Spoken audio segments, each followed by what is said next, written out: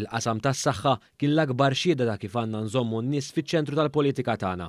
Dan kien is-sentiment ewlieni tal-Prim Ministru mexxej Laburista Robert Abela waqt diskors f'konferenza tal-Partit tas-Soċjalisti Ewropej f'Berlin u li għalija attendew diversi Prim Ministri, Kummissarji Ewropej, Ministri u mexxejja tal-Partiti Soċjalisti Ewropej oħrajn minn madwar l-Unjoni Ewropea.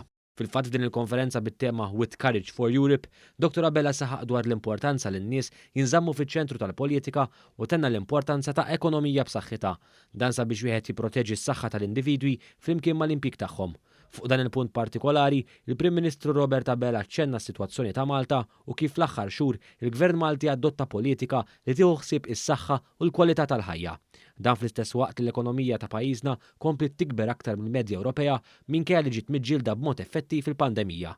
Dr. Abela ffoka parti mid-diskors tiegħu wkoll fuq l-importanza li l-qatt jinżamm baxx speċjalment fost iż-żgħażagħ.